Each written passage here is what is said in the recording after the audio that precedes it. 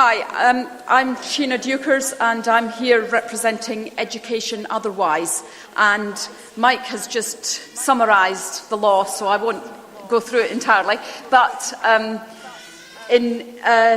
main part of the Education Act that allows home education to be legal in England is that it says that it's the parent's duty to educate the child at school by regular attendance at school or otherwise. So Education Otherwise takes its name from the or otherwise clause. So what we do is otherwise. I'm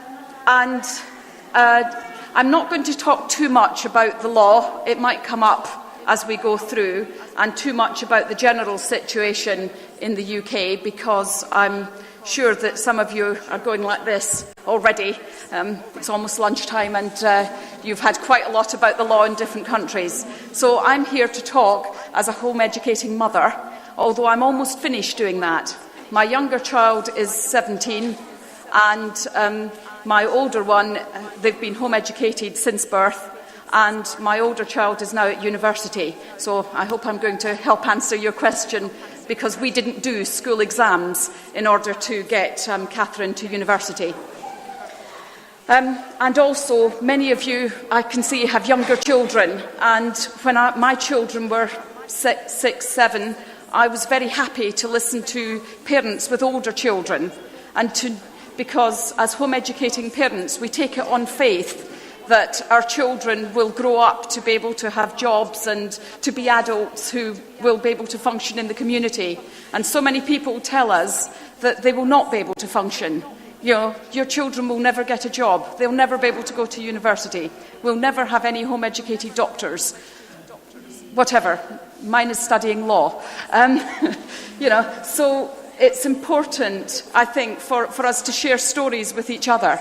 So today I'm going to share the story of our home educating journey. When I grew up, my parents were skilled. My father was a skilled manual worker. He was an electrical engineer in a hospital, and my mother was a clerical worker. So one of the things that we get in England is people say, oh yes, but you can do home education if you're rich. My background is not rich. So I grew up on a council estate, housing owned by the local authority, in a not too good part of town, and I went to the local comprehensive school. So in England, it was in Scotland actually, but most of you won't be able to tell the difference. And I now live in England. But the British education system went over to a comprehensive style. So suddenly you had massive schools. The secondary school I attended had 1,500 pupils. And it covered the whole ability range. The theory being that if you put children across the ability range together, they won't know. So if you have schools that are split and the children who are intelligent go to this school and the children who are not so intelligent go to that school, then the children will label each other and they'll know. And if you put them all in the same school, nobody will notice. This is, of course, complete nonsense. The school I went to had 300 pupils entering in each year, and so we were divided into 10 classes. One of those classes was known as the remedial class. So that's the class for the children who couldn't read very well and they couldn't keep up with the curriculum, so they were put together and they were taught separately from everyone else. And nobody noticed, as you can imagine. So I went through secondary school and I was one of the very few pupils, probably in about the top 5 or 6 in the year of 300. So I was aiming for university and was one of very few people in that school to go to university. And so I didn't have a bad time at school, but I didn't have a good time at school. It was a huge waste of time.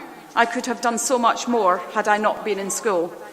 And just about the time I left school at 18, I read an article in a newspaper, national newspaper, about Education Otherwise.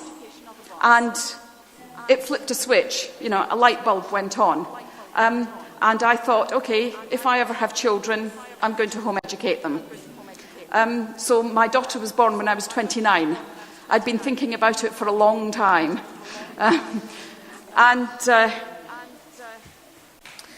So we fast forward to 1992 and then 1994. Now, I was very fortunate. I was working for an American IT company, and I was doing training, and I was in a position by that time, more or less, to write my own ticket. So I could, my then husband wasn't working, so I could continue to work and to support the family while also home educating my children.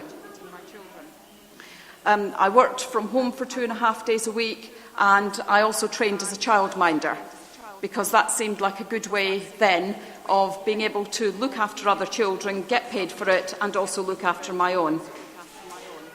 In the UK, if you never send your children to school, you don't have to tell anyone you're home educating. So I very quickly, once I joined Education Otherwise and got the literature, read other people's experiences, I very quickly realised that not telling the authorities I was doing this was a jolly good idea. So I just didn't tell anyone. We weren't hidden. We were out and about. We went to the library, doctors, you know, all the usual things. We met up with other people in the local area in the park. But we just didn't tell anybody official that that's what we were doing. And it worked very well. I also, in the UK, sorry, I didn't give any numbers at the beginning. At the moment, Education Otherwise has about 2,800 member families. And at the height, it's probably had about 4,000 to 4,500 families as members. There is a turnover of at least a third of the membership every year, and we have 100 new members joining every month. So although there are only 2,800 member families, there are many, many more families throughout the UK who are home educating. You'll hear from Mike later on, but his figures are probably the best guess as to how many children are home educated in the UK. And we reckon it's somewhere between 80 and 100,000. So about 1%, 3/4 to 1% of the school-age population. So we're starting to make an impact. And the problem is when you start to get more numbers, you start to bother the authorities, which is why we've had trouble over the last few years. But one of the things that really helps people is to have contact with other home educating parents. So in the early 1990s, when my children were born, I joined email lists on the internet of home educating parents. And that was really, really valuable, because by the time my children were reaching 5, which is starting school age in the UK, I had already learned that other people were doing things differently. Slightly contrary to what Claudia said, you don't necessarily have to teach children things. If you make resources available, children will do things if children are free. You know, those of you who have children who are 3 and 4, I don't think very often they come to you and say, I'm bored. You know, I need something to do. You probably go to bed at night exhausted, saying, I've been chasing around all day after my child. And you know, therefore they do things. When we put them in school, suddenly they get taught that their job is to sit still and have someone else direct them. And home-educated children who are home-educated from birth just never learn that. You know, they just keep doing the things they're doing. And people regularly say to me, but how do you know what to do? Well, you know, we do life.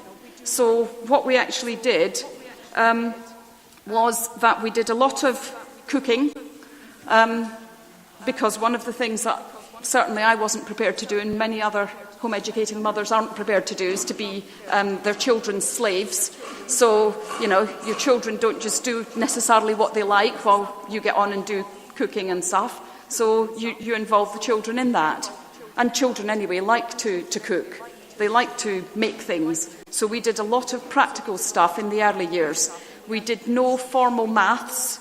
But when you cook and you say, OK, we have a recipe here and it's for 4 people, but we have another family coming for dinner, so we need enough for 8 people. So what do we do? And so you multiply, and you multiply everything all the way through the recipe. And so you don't just follow the rules. And you look at the recipe and you say, oh dear, my hands are covered in flour. So you say to the 6-year-old, well, can you just tell me what the next thing is we need to do? And the 6-year-old reads the recipe and tells you what they need to do. But that's a 6-year-old who is not reading, because they're not going through the structured reading books, and they're not doing what they would be doing in school. I'll come back to reading in a minute, because people, certainly in the UK, people get really worked up about children learning to read, and how can they possibly do it unless they've got a professional sitting there doing it with them properly. When I joined Education Otherwise, and in the early 90s, I think it's fair to say that home education was an alternative movement. So it tended to go hand in hand with extended breastfeeding, co-sleeping, attachment parenting, a whole load of stuff like that. And also most home educators at that point, or at least most of the home educators who were on lists and writing articles for newsletters and so on, they did autonomous education. So I understood that, autonomous education was really the way it was done. Now, that's not necessarily the way to do it, and not everyone does do that, but it was just as well that I knew about autonomous education, because my daughter was no way going to take instruction from anybody about anything. She has never been diagnosed, but I would certainly, from the reading I have done, suggest that she shows traits of Asperger's syndrome. So she is very quick to understand facts and so on, and she tends to be obsessive about the things that she does, but she does not really get social situations. So I very quickly realised, fortunately my son is much easier. My son is what we call neurotypical. What I'd have done with 2, I'm not entirely sure. But it meant that I very quickly realised that what my goal was for home education was to ensure that my daughter turned into an adult who could function in society, and that I was still prepared to talk to by the time she was 18. Oh, and that I probably hadn't killed by then as well. Educational stuff, academic stuff was not the issue. That was really not going to be a problem. She started to spot letters at 2. I would be driving the car and she would say, "Mummy, there's my letter." Okay, am I supposed to be looking at a bus, a shop, a street sign? There must be another car. There must be a K somewhere, but, I don't know where it is. So she started, and I try not to say this on autonomous educating lists because people get upset about it, but we had flashcards. Not because I was teaching her them, but she wanted to know what the names of things were. So I wrote down on cards door and James, which was the name of the baby, and table, and, we put these up around the house. And then we would say, okay, where's the one that says door? Or, what does that one say? And she would go and fetch it. And, we had this game. I have a video of her playing this game where she goes and labels everything, including the baby, with the appropriate card. So she started to do that very early. Now, because she had done that by herself, and, who thinks about teaching a 2-year-old to read, I'd read a lot to her, and, I hadn't pushed it. Because she had done that herself, I then didn't worry about James and whether or not he would start to read. I just assumed it would happen. So I didn't take any special action. I read a lot to them when they were children. I read things that there's no way they'd have been able to read themselves. So Catherine at 5 was given a set of the Chronicles of Narnia by C.S. Lewis.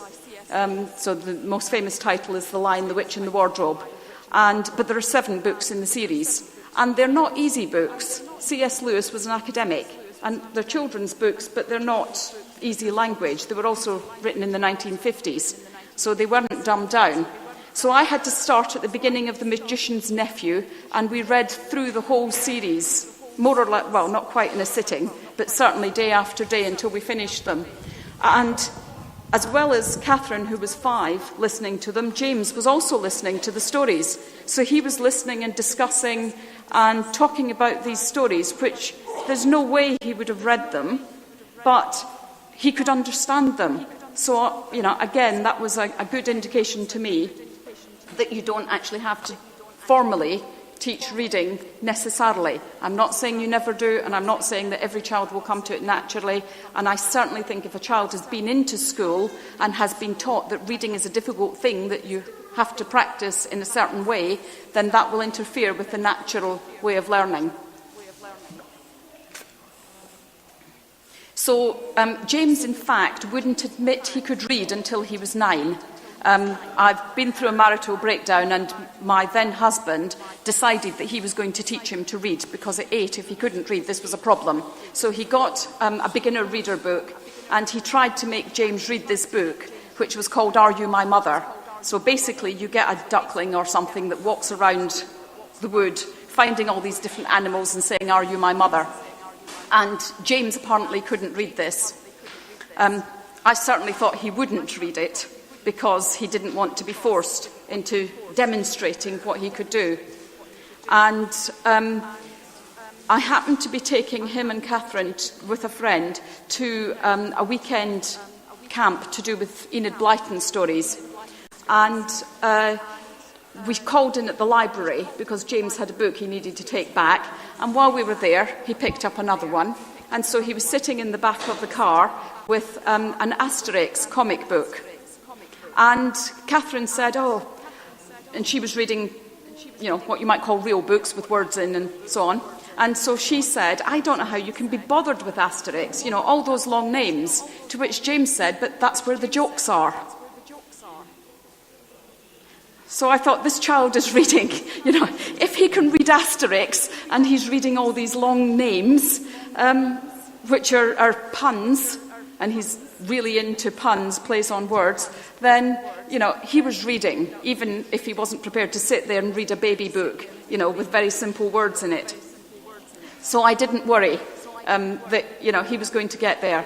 As it happened, it took about another year, and then all of a sudden, one day, he said to Catherine, can you give me Harry Potter and the Philosopher's Stone? So she did, and he sat there and read it, and he finished it in a week. Now, he didn't go from not reading to reading Harry Potter overnight. Obviously there was a lot of work going on there, but I didn't feel stressed enough, and because he wasn't in school, nobody was making me feel that I had to open up his head and just make sure that, the knowledge was growing and that he was approaching literacy. It was happening without us actually looking at it. So what other things did we do? We did a lot of science experiments. Mixing vinegar and bicarbonate of soda is brilliant, particularly for food colouring in, because you get it exploding all over the place, and small children like things that explode all over the place. There was very usefully an eclipse of the sun when Catherine was about 7, so we spent a whole day in the garden. Not that it was terribly good in the southwest of England, despite the fact all the people had rushed to Cornwall to try and see it. We had a lot of cloud cover, but we used a glass and paper to watch the eclipse of the sun. Basically, we just used what was around. So both children at various points wanted to learn instruments, and we decided to join the local music school, which was very good for me because, for one not terribly high termly fee, you could have as many children as you wanted in the school. And they could play as many instruments and join as many groups as they liked. So they could be there from 8:30 on a Saturday morning until 12 o'clock or 1 o'clock, doing as many activities as they could fit in. The school was really relaxed. So if a child was playing in the guitar group and they were also playing in the band and they overlapped, they could leave one group early, go into the other group late, and the teachers didn't worry about it. The teachers were all perfectly relaxed about that. What they wanted was children who enjoyed music and who were playing it. One of my best mornings there, because I used to go and I would sit there all morning with a book or with some work with the other parents. And one of my best occasions was when there was a mother with 3 children, and she was saying, Saturday mornings are dreadful, I've got to force them to get out of bed, and, I've got to make them come allowed to stop playing an instrument until they get to at least grade 5. And I thought, well, that is very interesting, because on a Saturday morning, my children are getting me up. It's the only morning of the week that they have to be out of bed at a specific time, so they come and they say, Mummy, it's time to get up, and they make me be here. And to me, she'd given them a date on which they could stop playing an instrument, which seemed such a waste. You have to continue until you're grade 5. And in my experience, if you say that to a child, they say, OK, I'll get there as fast as I can and then I'll stop, because suddenly this is not something they own, it's something that you are imposing on them. And I wasn't prepared to do that. Right. So yeah, we basically just did life.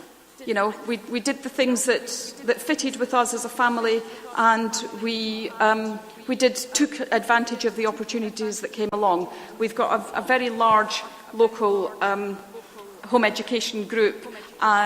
There's about 200 people on my local county list, and one of the things that we stumbled into by accident was a robotics competition based on Lego robots. So it's First Lego League, if anybody's interested, and it's a worldwide competition, started in the US, but there are now about 15 to 20,000 teams across the world. In the US, they have quite a few home educating teams. In the UK, we are currently the only home educating team. We have had a couple of others participate. But a friend and I, we're both professional IT experts, and we took along a group of children because there happened to be a regional competition in our town. So we went along to see how it worked, and we looked at what the school teams were doing, and we said, well, if we come along and compete, we're not going to disgrace ourselves. We'll manage to keep up. So we won the following year, and we... well, there's no polite way to say this. We absolutely creamed the school teams. Out of the prizes that were available, we took the top prize plus 2 others. And each team is only supposed to be able to win a maximum of the top prize plus 1 other. But they couldn't, in all conscience, give one of the other prizes to any other team. And we didn't really know what we were doing. This was our first time. We did not expect to win.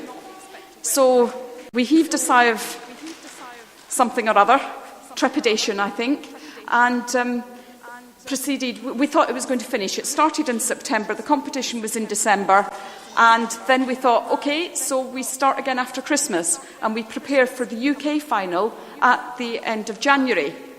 And these children were, at that stage, between the ages of 9 and 14. We also had an extra child who was 8, because he happened to be the son of my friend, and he was too young for the team. And we also had a girl from Germany and a boy from France. The boy from France spoke no English at all when he came, but he was living with my friend. So we ended up with 12 children in our team, and it's only supposed to be a team of 10.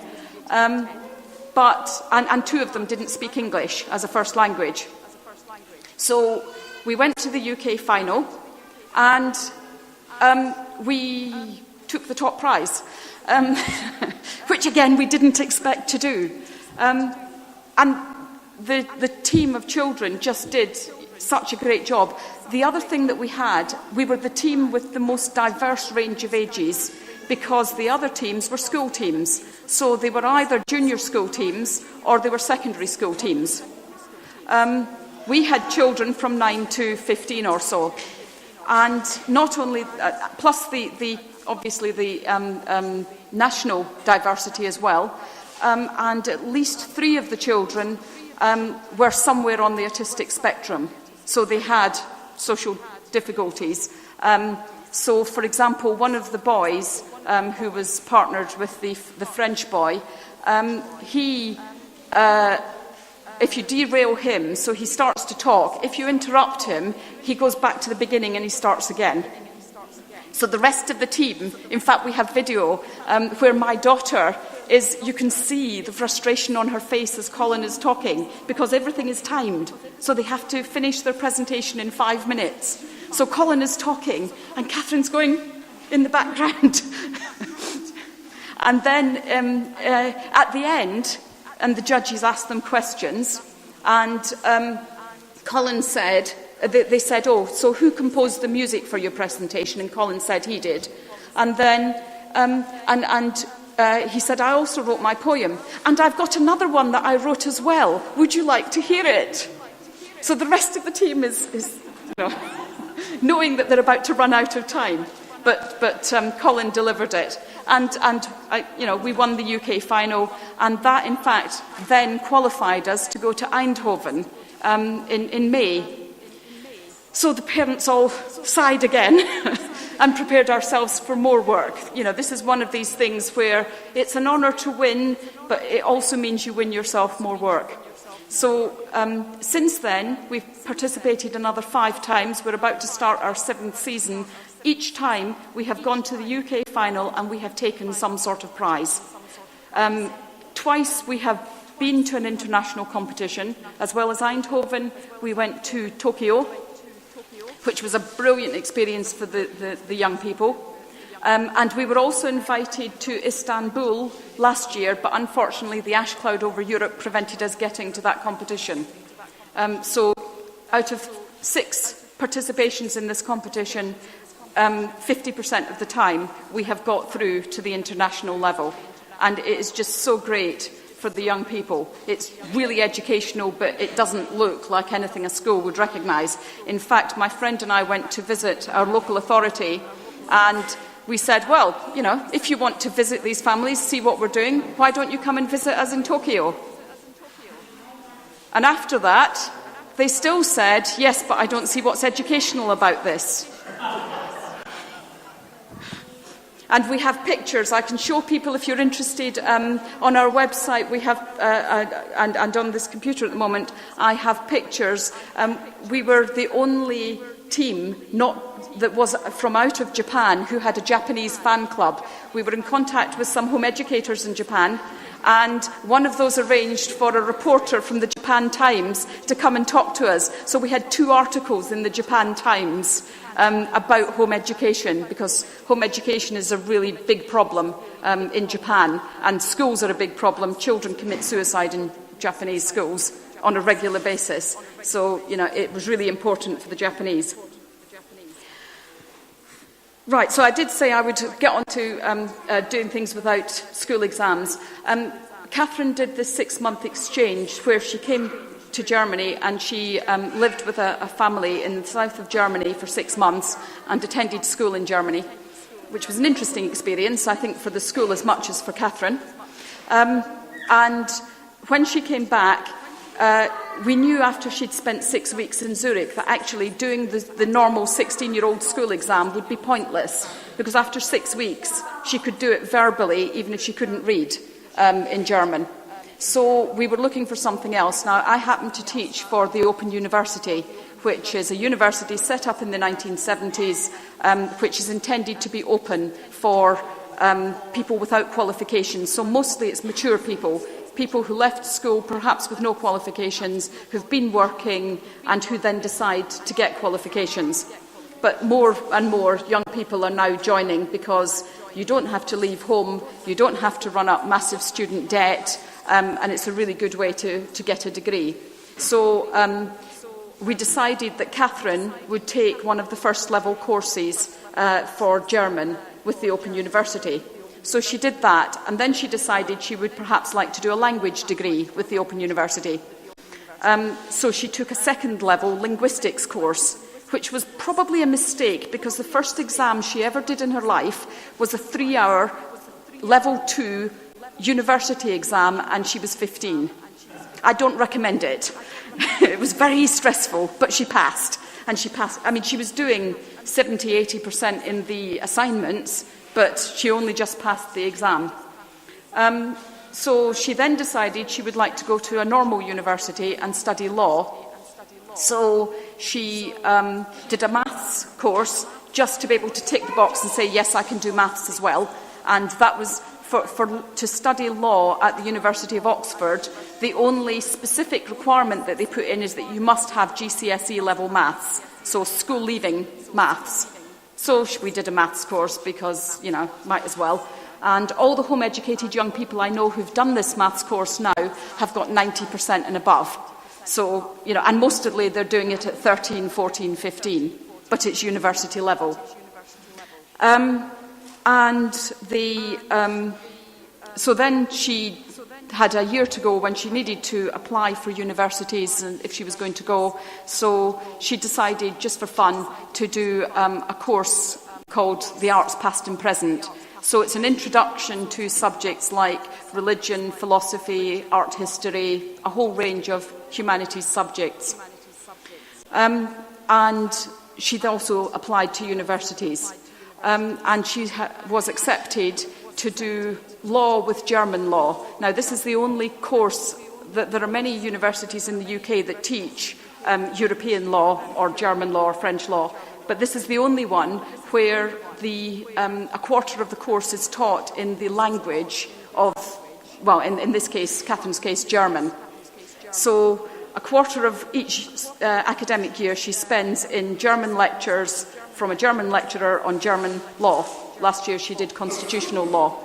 At the end of 3 years in England, she will then go to Saarbrücken University and spend a year studying German law there. And when she graduates, she should graduate with a German degree and an English degree, both of which provide the academic underpinnings to be able to practice, to go on to the professional training in that country. So she will be able to train to practice in England or in Germany, assuming that's still what she wants to do. At the moment, she wants to be a barrister. But whether or not that will continue, I don't know. So one of the reasons we did that is because we thought it would be good to use the German. Many people want to study law. I've got a friend whose son is a barrister, and he has 600 applicants for 6 places to train to be a barrister. So we thought something that makes you stand out. If she's got a German degree as well, that will differentiate her from other people, other students who just have a normal law degree. So that's the game plan at the moment. How did she get into this? Well, as well as presenting with the equivalent of 50% of an undergraduate degree as her academic qualifications, which proved that she would be able to study at the appropriate level, she also had to do an interview on the telephone in German. So and this is hard for people who have learned languages in school in the UK, because they tend not to be terribly competent when they finish studying, really. In fact, we have some young people coming with school leaving level French or German or Spanish, which is very common in the UK. And they go to Spain and they can only just about order a cup of coffee. They really cannot converse. They learn for the test, they get tested at the end of a 6-week block, and then they forget it and they learn the bit for the next 6-week block. And so the letter Catherine got said, you will have an interview on the telephone. It will be on this Tuesday morning, and it will be Greta Bosch who is interviewing you. She will want to talk about current affairs or law or something similar. And after the interview, we thought Catherine had flunked it. It only took 10 minutes, and she only wanted to talk about the robotics team's trip to Tokyo, which Catherine had put on her personal statement. And so we thought, okay, they're not going to offer her a place. But in fact, they did. So she's just finished her first year, will in a couple of weeks start her second year on this course. So it was quite obvious that actually 10 minutes was sufficient for the course tutor to realise that her German was good enough that she would be able to deal with the course. And again, one of the things we get told in the UK is not only you won't go to university, you won't be able to become a lawyer, well, we're working on all of those. But how can you possibly do languages? Well, you know, we have ways to do it. Yeah.